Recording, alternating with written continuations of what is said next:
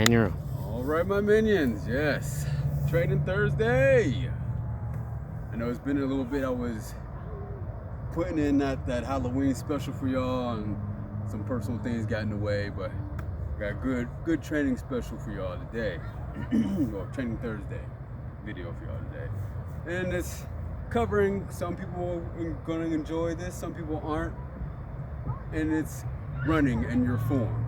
No, I'm wrong. I run up to about 8 miles a day. I don't like it. I don't enjoy running. I'd rather bike or swim. I love swimming. I love the row machine, jump rope. There's so much more cardio out there that I enjoy doing other than running. But me being the overachiever that I am, I've got a goal I'm trying to achieve, so it's what's required. But in the realm that I always talk about, security professionals, police officers, hell, even firefighters, first responders, whatnot, it's essential. Running is essential, and we have to. Those of you in the military, you know running is essential. So Marines, your annual requirement or biannual requirement is 3 miles. Army, 2 miles. Air Force, Space Force, Coast Guard, Navy, 1.5 miles. So, but it's still, we are required to run. Now, if you're trying to get into SWAT, special operations, any type of specialty, you all know that your running requirement is even higher, and that's anywhere. So I'm always the type, training, working out, it's grueling. I don't always want to do it, but guess what? If I'm going to do it, I'm going to make the most of it. I'm going to get the most out of the work that I'm putting out. Far too many of us are running, especially when it comes to sprinting, and we're just spinning our wheels and spinning our wheels and spinning our wheels and aren't really doing much. We can't do that. So I'm going to show you some good forms, some good technique that you can apply to, hell, you can apply it to walking, speed walking, running, and sprinting. I learned this when I was still discovering my form and technique. A guy that I served with, he's an Army Special Forces guy. For security reasons, I will leave his name out. Good guy, little nutty, but good guy. And he showed me this technique I'm going to show to y'all, and it worked. Everything that I show you, I apply.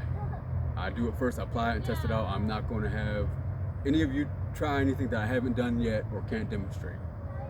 So I've tried it, it works. It has improved my running and sprinting tremendously. And so that's what we're going to cover today. I get made fun of a lot. Forgive me, clearing my throat, allergies, cold weather. I didn't wear the cutoff today because Virginia weather advised me not to. So, but it is what it is. But yeah, where was I? Lost my damn train of thought. We'll get back to it.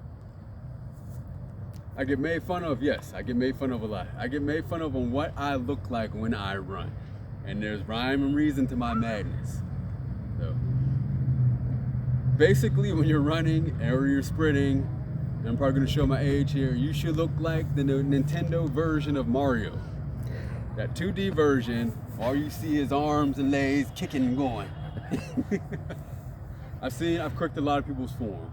Some people, they run and sprint and they're super fast and they have the most outlandish form, and I don't mess with it because it works for them. There are always, exceptions to the rule.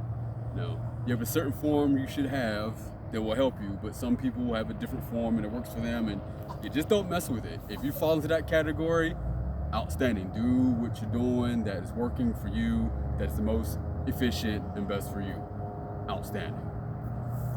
But it's a simple concept, and what it's called is hip to lip.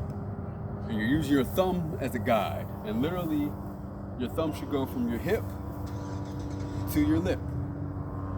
Keep your arms nice and loose as you're running. A lot of people run and they're balled up and they're tight up top and tense. The only things that should be working when you're running is your legs and your lungs. Otherwise, you're tense and you're balling up your fists and you're balling up your arms. Well, guess what? Now those muscles are engaged. Now blood and oxygen has to go to those muscles, and now this blood and oxygen is not going to your lungs and your legs, and you're wearing yourself out. Loosen your body up. Only thing that needs to be working hard is your lungs and your legs. So keep a nice little bent some bend in the elbows, some bend in the arms, hip to lip. Now, depending on your body type, your structure, your frame, your engagement, your how you gauge where your thumb goes might be a little off. Like for me, my thumbs actually kind of come back a little more and kind of are just shallow to my lip. But it's the same distance though. And you can go to open up your stride, you can go further back and you can go further up. And your gait and your stride will be a lot wider, more open. And that's basically the point of it, is running, getting that nice gait, getting that nice stride, making the most out of the work. You're not making these quick little baby steps and burning yourself out. So, and you can practice it walking, hip to lip. And you'll notice that your gait and your stride will open up, as opposed to, you can see I have shallow steps right now, but where my thumb? My thumb is only moving, my arm's only swinging about this far. But if I open it up,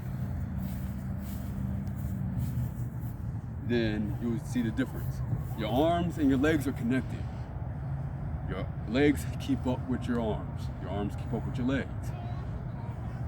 So hip to lip. So baby steps, practice it walking first. Notice that your gait and your stride opens up. Notice that you have basically even stride on both left and right sides. Bilateral symmetry. Having working both sides equally. Most of us either left side dominant or right side dominant. I'm right side dominant. So a lot of things I do, I have to make a conscious effort to make sure that my left side is working equally to my right. My right side always wants to take over because that's what it's used to. I notice this with a lot of runners, that the right side, well, if the right side dominant, the right side will have that good, nice gait, but their left side stops very shallow. I see it with a lot of combat vets. They're used to all that gear, they're used to holding the rifle. How you run holding a rifle is much differently than just running and you've got the freedom of movement and you don't have all that gear on you. But all that becomes, in a sense, like a training scar.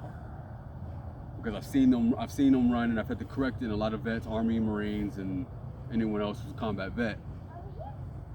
I had to correct their form because that's what their body was used to. That's the form that their body got adjusted to. So using your thumbs, you can tell, oh, wait a minute, my left side's not working as hard as my right. Okay, well now I can adjust that. It's an easy way to accommodate and adjust and make up for whatever it is you're not doing right. So hip to lip. Simple concept. You could do it with speed walking. It's very efficient, speed walking. Speed walking has a completely different form than running and sprinting. We'll get into that's a different video for another day. I will show you all that. Let's start out with walking, going to speed walking, if you know how. If not, walking, jogging, running, sprinting. With sprinting, you're going to be leaning forward. It's a little bit slightly different form.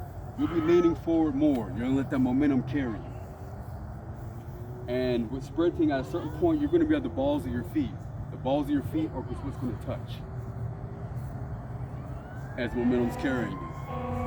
I hope everybody's okay. There's a fire truck, y'all. Hope no one's hurt. Blessing and prayers to everybody. I hope everybody's okay. But yeah, so now with sprinting and with running, you'll get to a point, obviously you'll start getting tired. Your legs are gonna start getting tired. Remember what I said earlier, that when your arms and legs are connected.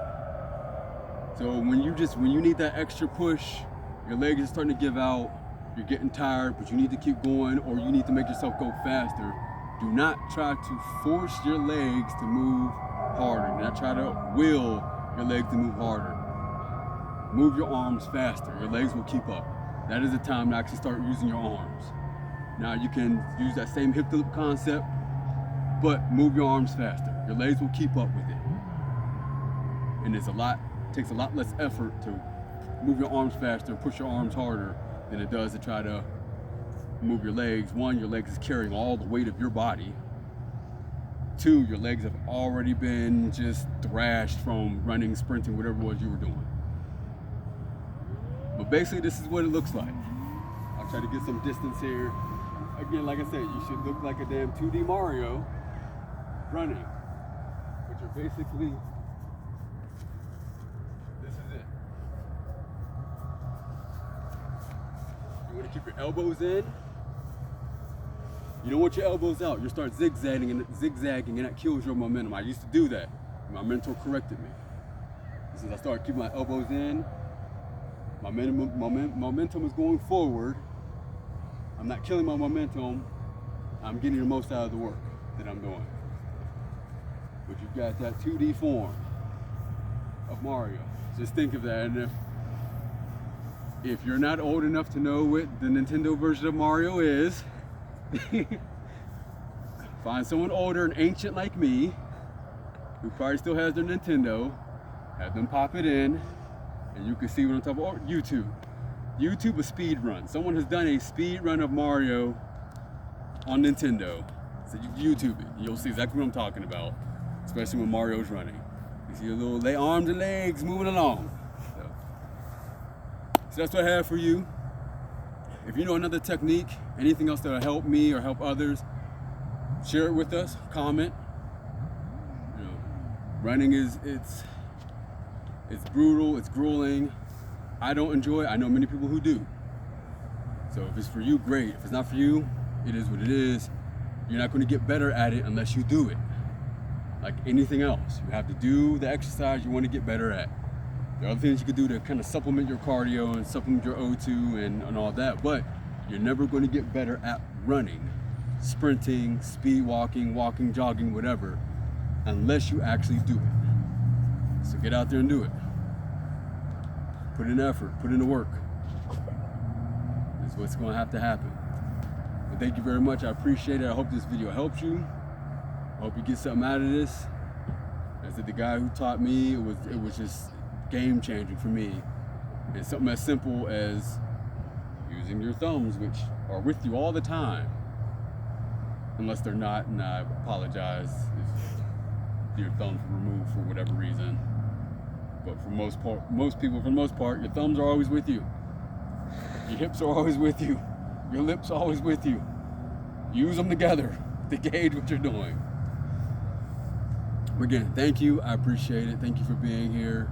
Please like, subscribe, share, comment, all that good stuff. Subscribe, follow, subscribe, and like. And yes, I appreciate you being here. We got some good things coming down the pipeline. I may do the speed walking thing next time for next Training Thursday. It's a very good technique, very good form of cardio, especially if you have issues with your knees, your hips, that impact from running. So, but I will see y'all next time. I appreciate it. Have a